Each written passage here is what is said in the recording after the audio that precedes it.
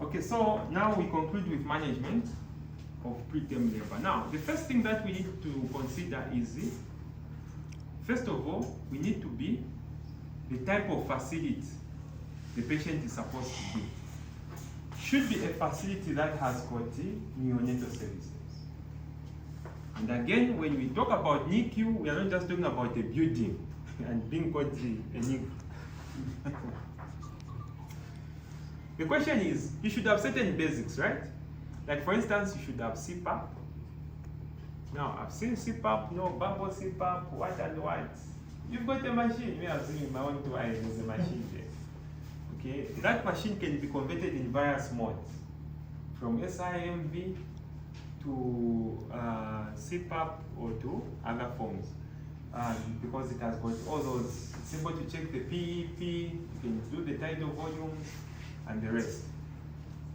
So at least you should have CPAP. Then also, it's supposed to have everything: a phototherapy unit.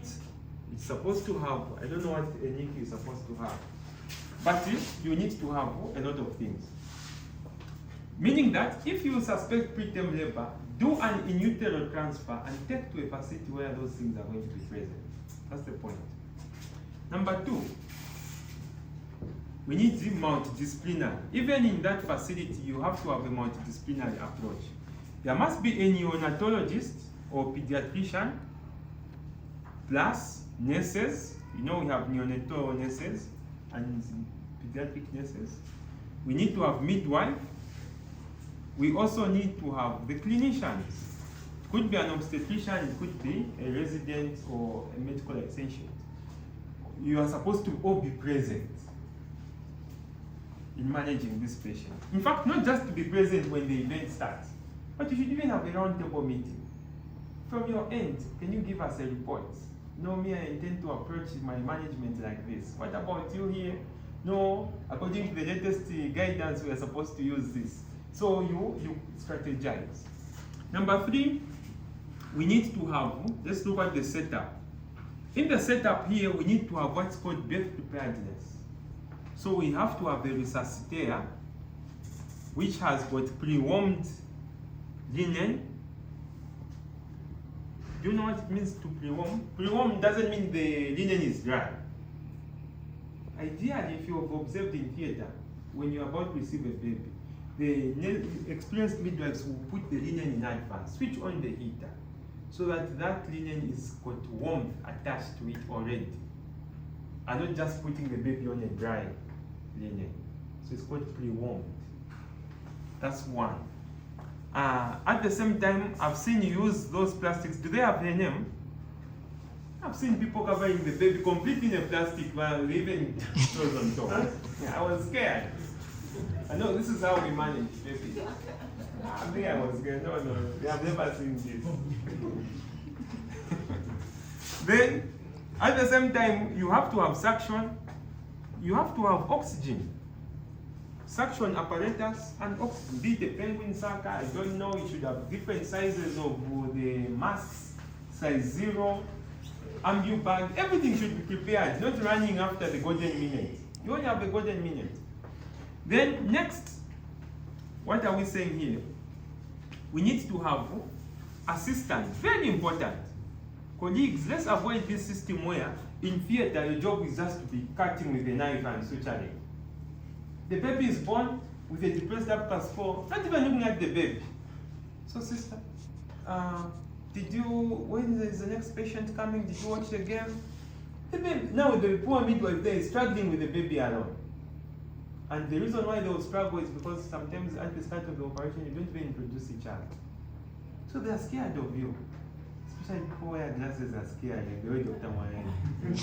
Can I approach him? I don't know if he's a doctor, but he's just standing here. Maybe he's a supervisor. So can he help me with his assistation now? Maybe he's a porter. So you find that the one who could have helped that baby is just seated there also watching. So no wonder you've seen some of us are advocates of surgical checklists. We've never operated the patient without a report. Because I will need to ask, who is going to help me in the golden minute? No, there's no one. Let's call the one who is off to come and join. Okay? So that we are better prepared. Please, I emphasize this as a matter of emphasis. Because we lose the golden minute, we end up with cerebral palsy if that baby survives. The next is in management. Now let's talk about first stage. In management of first stage, colleagues, make sure we have a sterile environment. Whenever you are doing a vaginal exam, whatever you are doing, make sure it's sterile. Swab adequately, use sterile gloves, and just make sure you don't introduce infection. Number 2, analgesia. Let's not deny these mothers adequate analgesia. Most of our labor wards have pethidine, they have got fentanyl. Let's use these drugs, they are not decorations, and let's not take labor pain to be normal. Number 3, antibiotics where indicated, please. Especially, I think I've already talked about it, especially if you're trying to offset the process. But also, don't forget that do not do unnecessary VEs. So there's a proviso. The digital vaginal examination should only be done once membranes rupture or contractions become moderate to strong. So imagine somebody has got mild contractions. Then you want to give some chance to corticosteroids and all those drugs. So don't do VEs. No, it's 4 hours. Let me do another VE. 4 hours, let me do another VE. So even make a comment to say, let's not use the pathograph. Or let's not follow the pathograph in terms of progress of labor. Let's use the pathograph for the fetal heart and for other parameters. But VE, no one should be upset with you if they find it's just the same dilatation. Why didn't they act? Look at this pathograph. It has to be written somewhere to say this is a preterm baby, and so we are taking more of an expectant or conservative approach. Provided the fetal heart is okay, membranes are intact, why are you in a rush?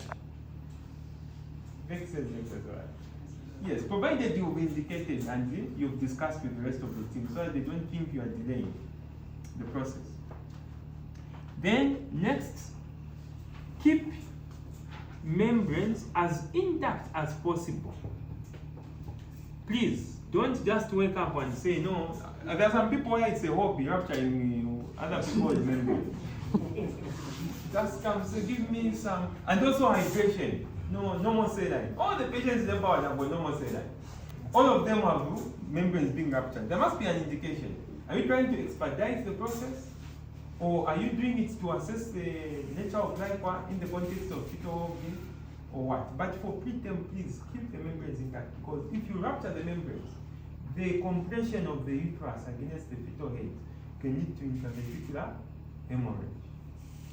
So that is why we avoid by just keeping membranes as intact as possible. And only rupture if there is a proper indication. Then, finally, so usually the indication is also when you want to augment. Why do we normally rupture membranes before augmenting labor? For 3 reasons. 1, to enhance the process, because amniotomy is a form of augmentation. Number 2, to prevent amniotic fluid embolism. And number 3, to know the nature of the baby or the fetal well-being. Because likewise, if it's meconium, then you have question marks as to whether you even proceed with augmentation. Or if you augment, then do it under cautious conditions of close monitoring. Then the rest of the management will be the same. You open pathograph when she reaches active phase of labor, and you monitor accordingly. In second stage of labor, the issue is that you do not use vacuum. We don't use vacuum delivery in preterm babies. But you can use forceps. You can use small rigorous forceps for the size of the baby, but the vacuum we avoid it because it can cause what? The same thing we're worried about, not so. Hemorrhages. Can you use vacuum in a preterm? Have you ever seen how a baby looks like? The widely separated fontanelles, you want to use pressure on the that little head. But a forceps, the way it is designed, is that you can place one, place another one, you articulate them. And if you just follow the prerequisites properly, you can actually deliver the baby without tampering with the baby. The only risk if for people who don't place the forceps properly, is that can use the baby now, madam. The forceps can injure the facial nerve. Okay, do like this. Like this, because you are the closest. Do like this. One forceps will go like this, the other forceps will go like that. That's what I mean. And then I have to press down, then up, so that the head goes below the pubic symphysis, and then she can simulate extension. So if you don't press them properly, if you remember in this region, that's where the facial nerve divides into its branches, right? Yes. And so the temporal, the zygomatic, the pupil, and all those, they can be injured. So what will happen is that the baby will be born crying with a mouth going one side. Like it's a CVA. It's a low motor neuron. Very bad. Okay, I think that's all. Then management of third stage of labor is as usual. It has to be active management of third stage of labor. You press your hands to, of course, you give oxytocin within a minute of delivery. Press your hand there to await for the contraction. Bring the kidney dish close, and then you do your controlled contraction, following the curve of Kelly's. Sweep the membranes, and do the usual. But you know that preterm labor normally tends to have problems of retained placenta, because the placenta tends to be a bit stuck. So just be mindful that there is complete removal of the placenta. In terms of how the baby will be managed, that is the maternal. Of course, reassurance is important. If you saw this mother, you have to guide the mother on the prognosis of the baby. To say this baby is too small, but if the weight will be more than 1.8 kg, you will teach you kangaroo mother care. If it's less than that and finally the baby is small, maybe give them an objective assessment of your prognosis, as opposed to giving everything is flowery. My fiance feel we know. Pastor G. Then you find now a situation where the baby is going to be mature, 800 grams.